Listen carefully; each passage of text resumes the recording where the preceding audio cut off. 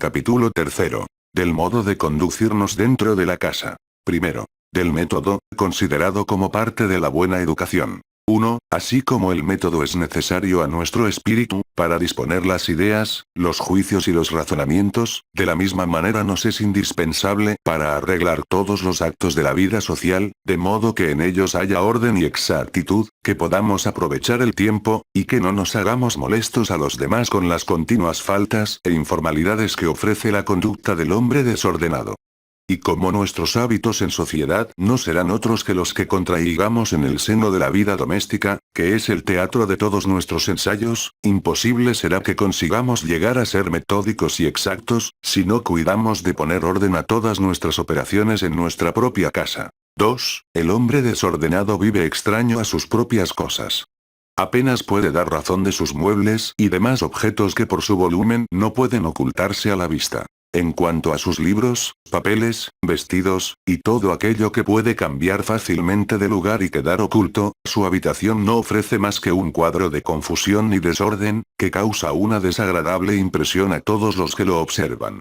3. Cuando vivimos en medio de este desorden, perdemos miserablemente el tiempo en buscar los objetos que necesitamos, los cuales no podemos hallar nunca prontamente. Y nos vemos además en embarazos y conflictos cada vez que se nos reclama una prenda, un libro, un papel que se nos ha confiado, y que a veces no llegamos a descubrir por más que se encuentre en nuestro mismo aposento. 4. La falta de método nos conduce a cada paso a aumentar el desorden que nos rodea, porque amontonamos los diversos objetos ya en un lugar, ya en otro. Al buscar uno dejamos los demás todavía más embrollados y nos preparamos así nuevas dificultades y mayor pérdida de tiempo, para cuando volvamos a encontrarnos en la necesidad de removerlos. 5. Asimismo, vivimos expuestos a sufrir negativas y sonrojos, pues las personas que conocen nuestra informalidad evitarán confiarnos ninguna cosa que estimen, y es seguro que no pondrán en nuestras manos un documento importante, ni objeto alguno cuyo extravío pudiera traerles consecuencias desagradables. 6. Cuando no somos metódicos, la casa que habitamos no está nunca perfectamente aseada. Porque los trastos desarreglados no pueden desempolvarse fácilmente, y el mismo esparcimiento en que se encuentran impide la limpieza y el despejo de las habitaciones. 7. El desaliño y la falta de armonía en nuestros vestidos, serán también una consecuencia necesaria de nuestra falta de método. Porque los hábitos tienen en el hombre un carácter de unidad que influye en todas sus operaciones, y mal podemos pensar en el arreglo y compostura de nuestra persona, cuando nos hemos ya acostumbrado a la negligencia y al desorden. 8. La variedad en nuestras horas de comer, en las de acostarnos y levantarnos, en las de permanecer en la casa y fuera de ella, y consiguientemente en las de recibir, molesta a nuestra propia familia, a las personas que con nosotros tienen que tratar de negocios, y aún a los amigos que vienen a visitarnos. 9. Establezcamos siempre cierto orden en la colocación de los muebles, de los libros y de cuantos objetos nos rodean. Guardemos las cartas y los demás papeles que debamos conservar, por el orden de sus fechas, y con arreglo a todas las circunstancias que nos faciliten encontrar prontamente los que necesitamos. Y jamás tengamos a la vista aquellas cartas, papeles u otros objetos que se hayan puesto en nuestras manos con la intención, expresa o conjeturable, de que nosotros nada más los veamos. 10. La exposición de las cartas que se nos dirigen, a la vista de cualquiera que entre a vernos, es no solo contraria al método, sino que incluye una falta injustificable a la fe que en nosotros han depositado sus autores, aun cuando ellas no sean ni puedan considerarse de carácter reservado. 11. Llevemos siempre una cuenta exacta en que aparezcan nuestras deudas, nuestras acreencias y nuestros gastos. Y no veamos llegar jamás con tranquilidad el vencimiento de un plazo en que debamos pagar alguna cantidad, si no tenemos los medios de desempeñarnos. El primer descuido en que incurramos en materia de pagos, será el primer paso que demos hacia la pérdida de nuestro crédito. Y no olvidemos nunca que esta es una de las más grandes desgracias que puede acontecernos en la vida, si no fuere ella misma la mayor de todas. 12. También llevaremos un memorándum en que anotaremos los encargos que se nos hayan hecho, las cartas que tengamos que escribir, las visitas que debamos hacer, los aplazamientos que hayamos aceptado, las reuniones a que debamos concurrir, y todos los compromisos de esta especie que hayamos contraído. 13. La escrupulosa exactitud a que nos acostumbra el método en nuestra casa, nos hará cuidar de lo ajeno como de lo nuestro, devolver oportunamente y sin deterioro ni menoscabo lo que se nos ha prestado, concurrir a donde estamos invitados, a la hora que se nos ha fijado. Prepararnos con la debida anticipación para pagar lo que debemos, en el día señalado. Y formando, en fin, en nosotros el hábito de la fidelidad en el cumplimiento de nuestros deberes y compromisos, nos evitará el hacernos gravosos y molestos a los demás, y nos dará crédito, estimación y responsabilidad. 14. La vida es muy corta, y sus instantes corren sin jamás detenerse. Así es que solo en la economía del tiempo podemos encontrar los medios de que nos alcance para educarnos e ilustrarnos, y para realizar todos los planes que pueden hacerla útil a nosotros mismos y a la sociedad. 15. Acostumbrémonos, pues, a proceder con método en todas nuestras operaciones, sobre todo en los trabajos mentales, los cuales ordenaremos de modo que no se confundan unos con otros. Principiando nuestros estudios por las materias más elementales y menos difíciles, destinando horas diferentes para los de diferente naturaleza, buscando los medios de adquirir conocimientos con el menor empleo de tiempo que sea posible, y no recargándonos nunca con más estudios que aquellos que podamos hacer con un sólido provecho y sin fatigar nuestro entendimiento. 16. Pero tengamos siempre muy presente que el exceso en el método, como en todo lo demás, viene a ser también un mal del que debemos apartarnos cuidadosamente.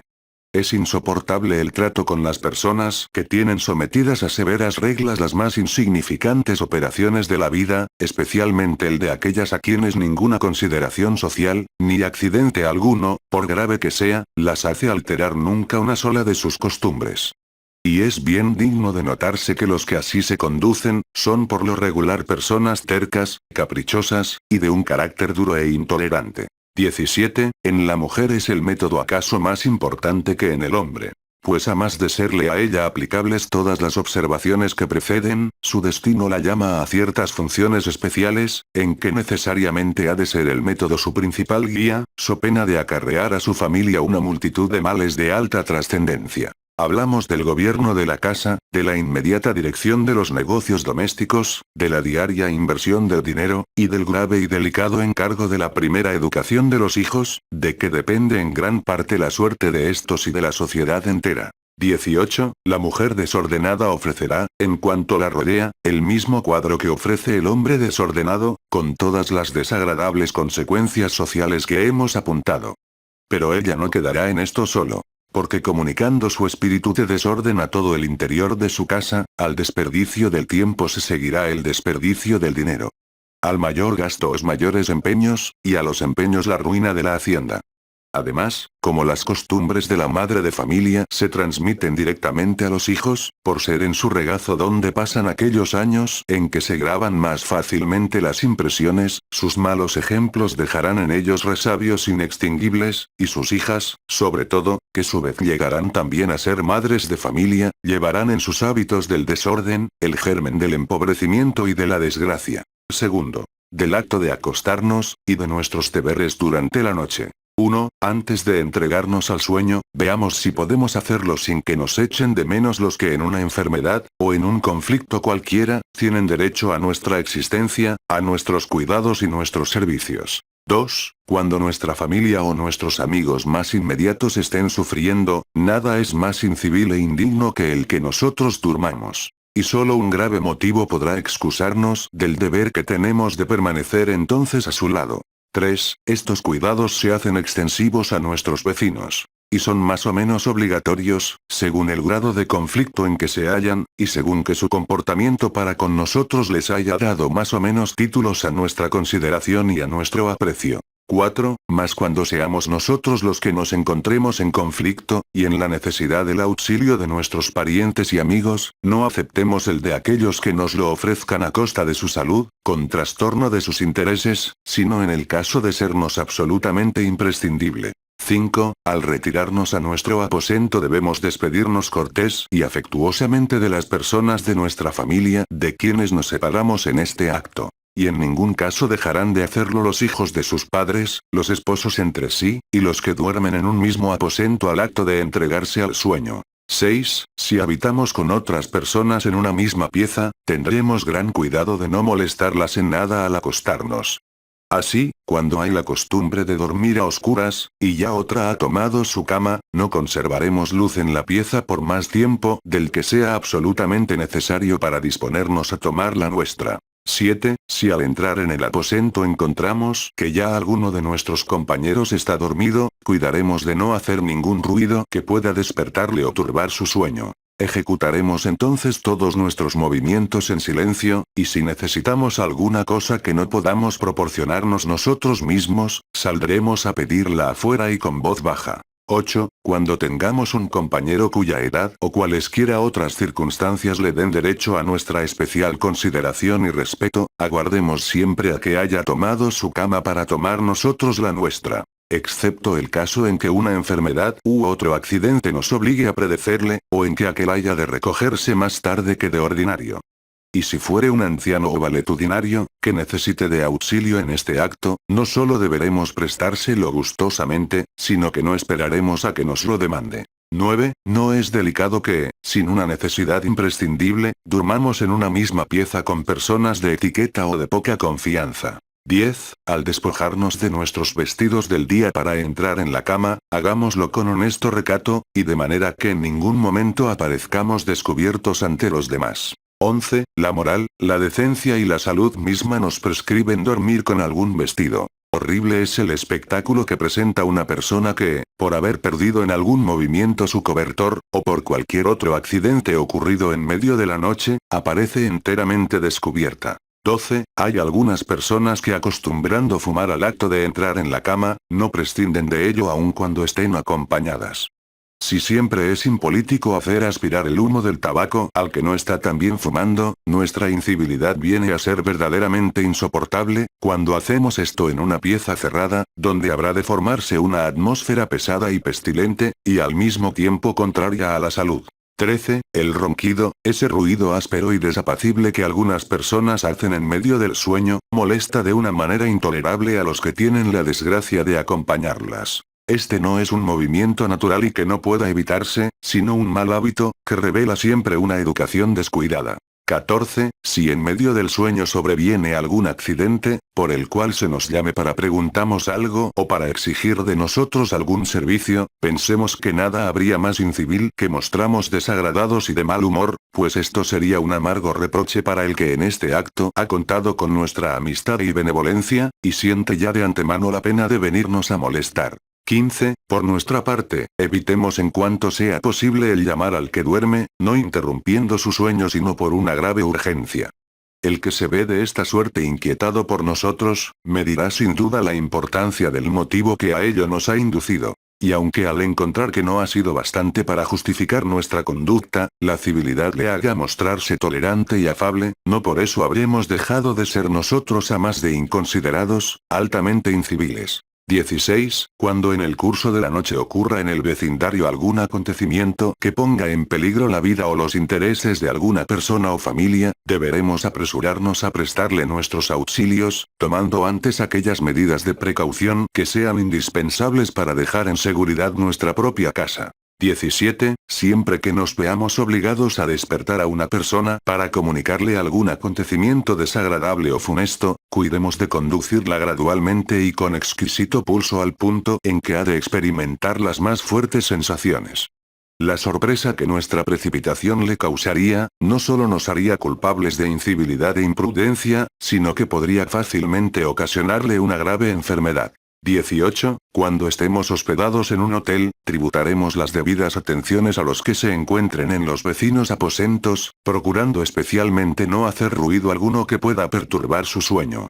Los aposentos no están a veces divididos sino por débiles tabiques, que no se elevan a toda la altura de las paredes. Y entonces deberemos pensar que la luz que tengamos, el humo del tabaco, y los objetos que exhalen olores fuertes, también habrán de molestar a los huéspedes inmediatos. 19. Podrá, asimismo, suceder que ocupemos nosotros una habitación alta que pise sobre otra. Y en este caso, no olvidemos que el sueño de las personas que habitan en la parte baja, estará enteramente a merced de nuestra civilidad. Todo ruido que llegue abajo, todo golpe fuerte nos está prohibido. Y nuestras pisadas, que evitaremos siempre en cuanto nos sea posible, deberán ser tales que no conmuevan el suelo. 20. Aunque no hay persona alguna a quien no se deban estos miramientos, los hombres han de ser todavía más cuidadosos en guardarlos, siempre que sean señoras las que ocupen los vecinos dormitorios. Pues siempre será un deber del hombre culto el poner mayor esmero y delicadeza en todos los actos de consideración y respeto que se dirigen al bello sexo. Tercero. Del acto de levantarnos. 1. Guardémonos de entregarnos nunca al rudo y estéril placer de dormir con exceso, y no permanezcamos en la cama sino por el tiempo necesario para el natural descanso. 2. Mientras el hombre vive esa vida material de los primeros años, su sueño no debe ser tasado, porque dirigido exclusivamente por la sabia naturaleza, contribuye a su desarrollo físico y a su salud. Pasada la infancia, el cultivo de su inteligencia le exige ya parte del tiempo en que antes dormía, y su sueño no debe exceder de 8 a 9 horas. Pero desde que la plenitud de su razón y los estudios y ocupaciones serias le dan entrada en la vida social, ya no le está permitido permanecer en la cama por más de 7 horas. 3. La costumbre de levantarnos temprano favorece nuestra salud porque nos permite respirar el aire puro de la mañana. Y contribuye poderosamente al adelanto en nuestros estudios y demás tareas, porque la frescura del tiempo disipa en breve el sopor en que despertamos, y comunica a nuestro entendimiento gran facilidad en las percepciones, y a nuestros miembros grande expedición y actividad para el trabajo. 4. Después del sueño ordinario se encuentra renovado, digámoslo así, todo nuestro ser, por cuanto nos sentimos repuestos de las impresiones y fatigas del día. Y claro es que si a tan feliz disposición para emprender nuestros quehaceres, se añade la benéfica influencia de una temperatura suave, nuestras operaciones serán mejor ejecutadas y más fructuosas, y las ideas que adquiramos serán más claras, distintas e indelebles. 5. Ninguna persona existe que pueda considerarse exceptuada de estas reglas, porque a nadie le es lícito permanecer en la ociosidad. 6. El que no está dedicado al estudio, debe estarlo o al trabajo en alguna industria útil. Y aquel que tiene la desgracia de no amar el estudio, y la fortuna de vivir de sus rentas, encontrará en la religión, en las buenas lecturas y en la sociabilidad, un vasto campo de ocupaciones en que emplear honestamente el tiempo, durante las mismas horas que pueda pasar bajo el yugo del trabajo el más laborioso menestral. 7. Al despertarnos, nuestro primer recuerdo debe consagrarse a Dios. Si no estamos solos, saludaremos enseguida afablemente a nuestros compañeros que estén ya despiertos, y tomaremos nuestros vestidos con el mismo recato con que los dejamos en la noche. 8. Es signo de mal carácter y de muy mala educación, el levantarse de mal humor. Hay personas a quienes no puede hablarse en mucho rato después que han despertado, sin que contesten con displicentes monosílabos. Para el hombre bien educado no hay ningún momento en que se crea relevado del deber de ser afable y cortés. Y si al levantarse tiene su ánimo afectado por algún disgusto, lo oculta cuidadosamente desde el momento en que alguno le dirige la palabra. 9. Las mismas consideraciones que hemos guardado al acostarnos a las personas con quienes vivimos en un mismo aposento, les serán guardadas naturalmente al levantarnos. Así es que si en este acto sucediere que aún duerme algún compañero, no turbaremos su sueño con ningún ruido ni de ninguna otra manera, ni abriremos puertas o ventanas de modo que el aire frío penetre hasta su cama, o la luz le hiera el rostro directamente. Pero el que duerme acompañado cuidará de no prolongar su sueño, sin un motivo legítimo, hasta llegar a embarazar las operaciones de los demás, pues esta no sería menor incivilidad que la de perturbarlos cuando son ellos los que están durmiendo. 11. Cuando tengamos que levantarnos antes de la hora ordinaria, ya sea porque estemos de viaje, o por otro motivo cualquiera, no nos creamos autorizados para perturbar a los que duermen, con la bulliciosa preparación de nuestro equipaje, que ha debido quedar terminado en la noche, ni con el ruido excesivo que pueden ocasionar las diversas operaciones que hayamos de practicar para el aseo y compostura de nuestra persona, apertura de puertas, salidas de la casa, etc.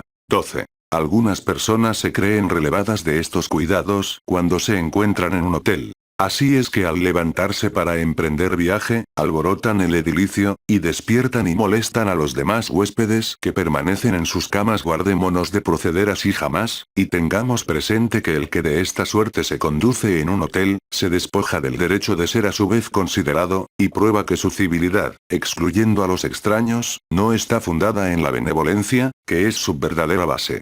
13. Dispuestos ya para emprender un viaje de madrugada, despidámonos en la noche de las personas con quienes vivimos, sin dejar esto nunca para el acto de levantarnos. Pues solo cuando se trata de personas muy estrechamente ligadas por los vínculos de la sangre o de la amistad, dejará de ser incivil el que las despertemos para decirles adiós. 14. Acostumbrémonos desde niños a arreglar nuestra cama, luego que en nuestra habitación haya corrido libremente el aire por algún rato.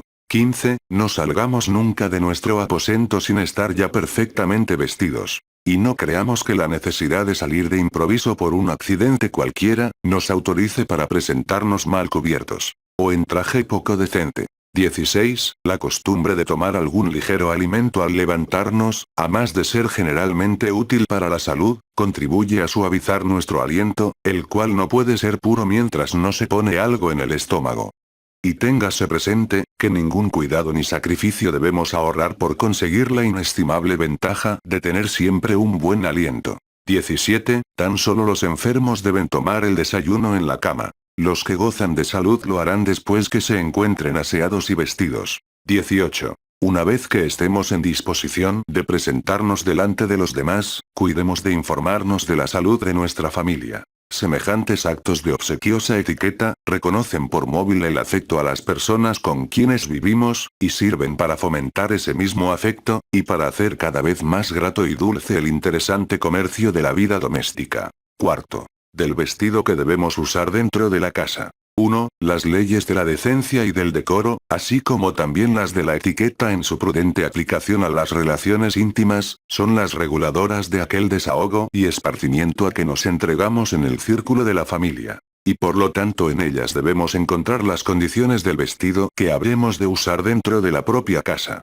2. Nuestro vestido, cuando estamos en medio de las personas con quienes vivimos, no solo debe ser tal que nos cubra de una manera honesta, sino que ha de constar de las mismas partes de que se compone cuando nos presentemos ante los extraños. Con solo aquellas excepciones y diferencias que se refieren a la calidad de las telas, a la severidad de las modas, y a los atavíos que constituyen el lujo. 3. El vestido que usamos además de limpio y sin ajaduras debe estar de acuerdo con la hora y la ocasión en que nos encontramos. 4. Las mujeres deben procurar no estar desaliñadas dentro de su casa ni aun para ejecutar las labores domésticas. Se pueden usar vestidos o slacks apropiados, pero siempre con elegancia y buen gusto que no reside en el lujo de la ropa sino en la sobriedad y apropiada combinación de colores. 5. La ropa para dormir debe seguir las mismas reglas anteriores. Su finura depende de las posibilidades económicas de las personas, no así su gracia y limpieza. 6. Las visitas que recibimos en la sala deben encontrarnos en un traje decente y adecuado a la categoría y a las demás circunstancias de las personas que vienen a nuestra casa. Y como es tan fácil que nos sorprenda una visita de etiqueta en momentos en que recibimos una de confianza, será bien que nos hayamos presentado a esta con un vestido que no sea impropio para recibir cualquiera otra. 7. Aparte de los adornos de lujo, y el mayor esmero que ponemos siempre en nuestro aliño y compostura para salir de nuestra casa, para recibir en ella visitas de etiqueta, puede establecerse que en lo general debemos recibir en el mismo traje en que visitamos. 8. Cuando recibimos estando en cama por alguna enfermedad leve, debemos cuidar especialmente nuestro aspecto y el de la ropa de cama. Si el espectáculo que damos, a causa de la naturaleza de la enfermedad o debido a otra circunstancia, no es aceptable, es mejor abstenemos de recibir. 9. En los hoteles, y en las casas particulares donde estemos hospedados, seremos todavía más estrictos y cuidadosos en todo lo que mira a la seriedad y decencia de nuestros vestidos. 10. También debe ser objeto de nuestros cuidados el vestido que han de usar dentro de la casa los niños que nos pertenecen, no permitiendo jamás que permanezcan desnudos ni andrajosos. Cuando vemos a un niño en este estado, no nos ocurre ni puede ocurrirnos ningún cargo que hacer a aquel inocente. Pero sí formamos desde luego una idea bien desventajosa de la educación de su familia. Quinto. Del arreglo interior de la casa. 1. La buena educación no brilla únicamente en las tertulias y en el comercio general de la sociedad, sino que se refleja en todo lo que nos rodea y se encuentra naturalmente bajo nuestra inmediata inspección y gobierno. 2. Si examinamos una casa en todas sus interioridades, y encontramos que no hay en ella ningún lugar en que no se haya impreso el sello del orden, del método y de la elegancia, podemos desde luego asegurar que sus habitadores son personas finas y bien educadas. 3. La sala es el punto general de recibo. Y como teatro de toda especie de sociedad, debe estar montada con todo el rigor de la etiqueta. En ella no aparecerán nunca otros objetos que los que sirvan a la comodidad y al recreo de las visitas, los cuales estarán siempre dispuestos con orden y elegancia. 4. Siempre que nuestras circunstancias nos lo permitan, evitaremos que la pieza que sigue a la sala sirva de dormitorio. Y si no podemos evitarlo, cuidemos de que las camas no estén jamás a la vista. El tálamo nupcial, ofrecido a las miradas de los que entran a la sala, no podrá menos que considerarse por las personas cultas y juiciosas, como un signo de vulgaridad y mala educación. 5. El arreglo de la casa revela siempre la personalidad e inclinaciones de sus dueños. Procuremos siempre que el tino y buen gusto guíen nuestros pasos en la elección de adornos y muebles. Y si nuestros medios nos lo permiten, contrataremos a decoradores profesionales de reconocido prestigio. Expliquémosles nuestras aficiones y necesidades y seguramente nuestra casa será un local bello, atrayente y sobre todo cómodo para vivir nosotros y recibir amigos. 6. Se dice que la calidad de las pinturas que cuelgan en las paredes dan idea clara de la categoría de una casa y del buen o mal gusto de sus dueños. No hay nada más agradable, cuando se tiene una gran fortuna, que poseer cuadros pintados por grandes maestros. Pero si este no es nuestro caso, podemos reemplazarlos por buenas reproducciones o finos grabados, procurando que el tema de estos no se oponga o choque al uso que se le da a la habitación en que se encuentra. 7. No hay que olvidarse de poner felpudos en todas las puertas de acceso a jardines o la calle. De esta manera se preservará mejor la limpieza de los pisos. 8. En la entrada o vestíbulo debe ponerse un mueble o tener un closet para recibir los abrigos, sombreros, etc., de las visitas. En esa forma se evita el desorden de estos implementos desparramados por los demás cuartos de la casa. 9. Los muebles y demás objetos que se encuentren en nuestro aposento, deben estar siempre ordenados y dispuestos de manera que hagan una vista agradable. Nuestra cama, constantemente vestida y arreglada, nuestra ropa guardada, y la que no pueda estarlo, acomodada en la mejor forma posible, y los enseres que sirvan a nuestro aseo y deban estar visibles, colocados en aquellos lugares en que puedan ser menos notados por las personas que hayan de penetrar hasta nuestro dormitorio. 10. Debe ponerse un especial esmero en el orden y decencia de los aposentos que ocupan los criados, así por estimación hacia ellos, como por nuestra propia dignidad y decoro. Es imposible por otra parte, que seamos servidos con exactitud, y sobre todo con aseo por personas que se acostumbren a vivir en el desorden, y a despreciar, en lo que personalmente les concierne, aquellas reglas que han de aplicar en nuestro servicio. 11. En el lugar más conveniente de la parte interior de la casa, debe existir siempre un lavabo, junto con una toalla que se mude frecuentemente, para uso exclusivo de los criados. Si no se les proporciona esto, se verán obligados a permanecer con las manos desaseadas, y cuando se las laven, lo cual harán a veces con mengua del aseo de las vasijas y aguas destinadas a la preparación de las viandas, se las enjugarán en las toallas de limpiar los cubiertos de más utensilios de la mesa, si no lo hicieren en sus propios vestidos. 12. Si tenemos niños u otras personas que por ignorancia o travesura puedan de alguna manera dañar el edificio, o menoscabar su mérito en su parte de ornato, es nuestro deber el contenerlos y sujetarlos a severas penas. Pues bien fútil sería la excusa que en estos casos hiciéramos consistir únicamente la irreflexión e imprudencia de nuestros hijos y domésticos. 13. Réstanos declarar que del arreglo de la casa general, es infinitamente más responsable la mujer que el hombre. La mujer consagrada especialmente a la inmediata dirección de los asuntos domésticos, puede emplear siempre en oportunidad todos los medios necesarios para mantener el orden, e impedir que se quebranten las reglas que aquí recomendamos. Al paso que el hombre, sobre quien pesa la grave obligación de proveer al sostenimiento de la familia, apenas tendrá tiempo para descansar de sus fatigas, y bien poca será la influencia que su celo pueda ejercer en la policía general del edificio. 14. Mas esto no quiere decir que cuando las casas se hallan habitadas solo por hombres, estén dispensados de los cuidados que exige el orden, pues la necesidad que los obliga a prescindir de los oficios de la mujer los pone igualmente en el caso de desempeñarlos por sí mismos. Sexto. De la paz doméstica. 1. Por muy propicia que se nos muestre la fortuna en la marcha de nuestros negocios. Por muy constante que sea nuestro estado de salud. Por muy sólida que sea la paz pública en el país en que vivimos y por muy gratos que sean los momentos que pasemos en sociedad con los extraños, jamás podremos ser completamente felices, si el cielo no ha derramado entre nosotros las bendiciones de la paz doméstica. 2. Las riñas y altercados entre los que viven bajo un mismo techo, amargan la existencia en su único refugio contra las constantes contradicciones y penalidades que ofrece el mundo, y arguyen siempre falta de educación y buenos principios, e ignorancia o desprecio de las leyes del decoro.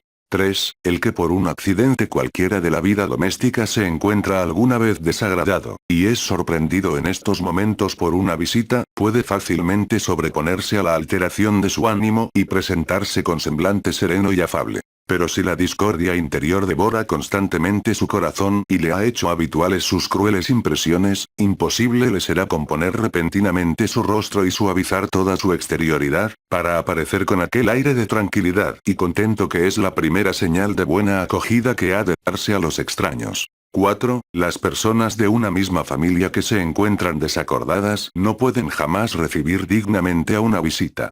Aunque no estén en aquel momento bajo la impresión de un reciente disgusto, y puedan por lo tanto mostrarle respectivamente la necesaria afabilidad, su manera de tratarse entre sí habrá de revelar su desacuerdo. Y la visita, al mismo tiempo que verá en esto un signo de mala educación, se sentirá fuertemente embarazada para tomar parte con libertad y acierto en la conversación, cuyo movimiento ha de ser irregular y enojoso, por cuanto no está basado en la armonía general y recíproca de todos los circunstantes. 5. La discordia interior no puede ocultarse nunca a los domésticos, los cuales la transmiten fácilmente al conocimiento de los extraños. Y el lamentable estado de una casa abandonada por la paz, y consiguientemente por la dignidad y el decoro, vendrá por este medio a hacerse público y retirar de ella las simpatías, la estimación y el trato de las personas juiciosas y bien educadas. 6. La paz doméstica es el perfume delicioso que da animación y contento al círculo de la familia.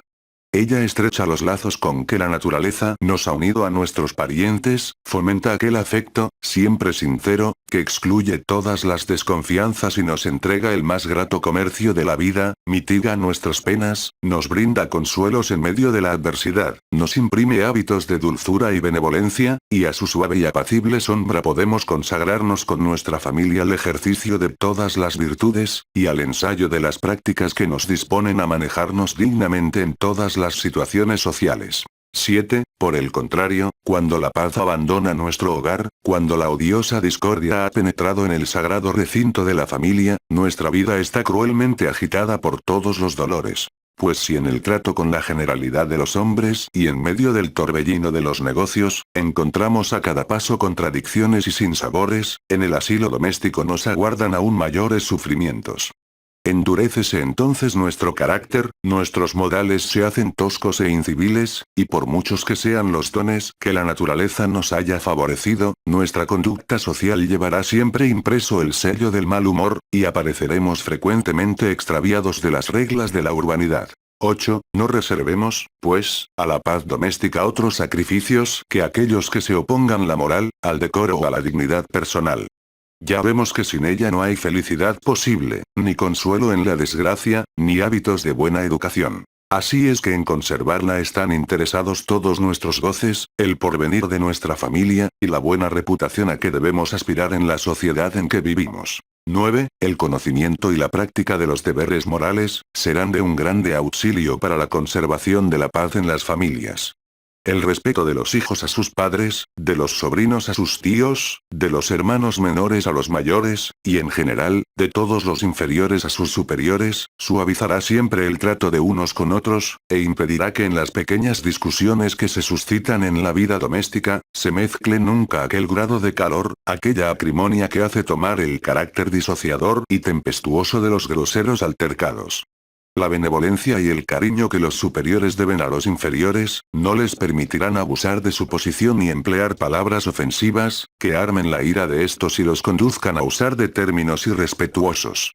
y la tolerancia, en fin, que todos se deben entre sí, hará expirar en el seno de la paz todos aquellos arranques, que hagan hacer el choque de contrarias opiniones. 10. Formemos en nosotros el hábito de ceder de nuestro derecho, siempre que nos veamos contrariados en materias de poca entidad, y aun en todas aquellas en que el sostener nuestra opinión no haya de traernos una ventaja de importancia, sino que por el contrario pueda llegar a irritar los ánimos de los demás y el nuestro propio. 11. Pero al cortar una cuestión, procedamos con afable naturalidad, de modo que no aparezcamos como despreciando las opiniones de los demás, o como reconociendo en ellos un carácter terco y violento. Pues de esta suerte renunciaríamos a obtener ninguna ventaja en la discusión, sin lograr por esto el bien de la compensación de la paz. 12. Piense, por último, la mujer, que a ella le está encomendado muy especialmente el precioso tesoro de la paz doméstica.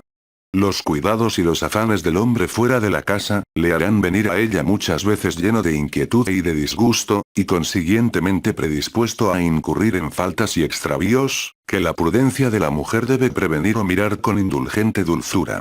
El mal humor que el hombre trae al seno de su familia, es rara vez una nube tan densa que no se disipe al débil soplo de la ternura de una mujer prudente y afectuosa.